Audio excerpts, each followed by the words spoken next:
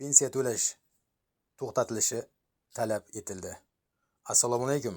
Omonmisiz, qadrdon muxlis?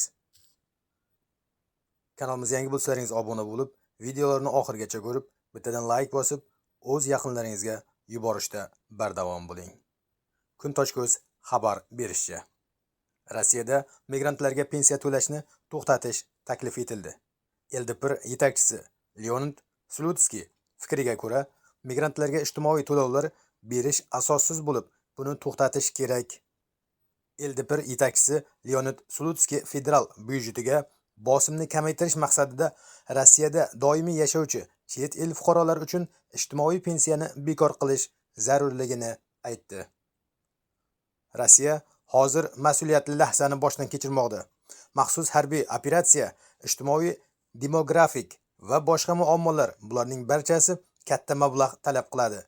Bu yerda har bir tiyin hisobda, dedi parlament a'zosi.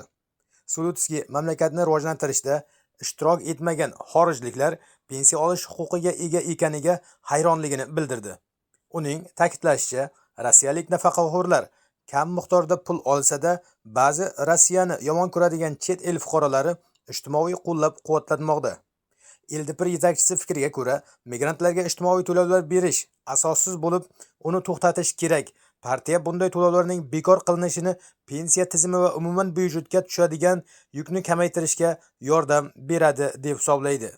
Slutsky keltirgan ma'lumotlarga ko'ra, 2024-yilda Rossiyada migratsiya o'sishi qariyb 600 ming kishini tashkil etdi. Bu so'nggi 30 yildagi eng yuqori ko'rsatkich. Tashabbusning tushuntirish xatida aytilishicha, taklif etilayotgan o'zgartirishlar pensiya tizimini ortiqcha majburiyatlardan himoya qilishga qaratilgan.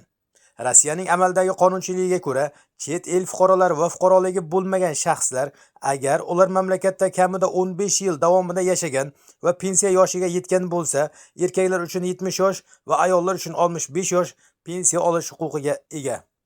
2024-yil 1-sentyabr holatidagi migratsiya hisobiga ko'ra, mamlakatda 6,1 milliondan ortiq chet el fuqarolari ro'yxatga olingan.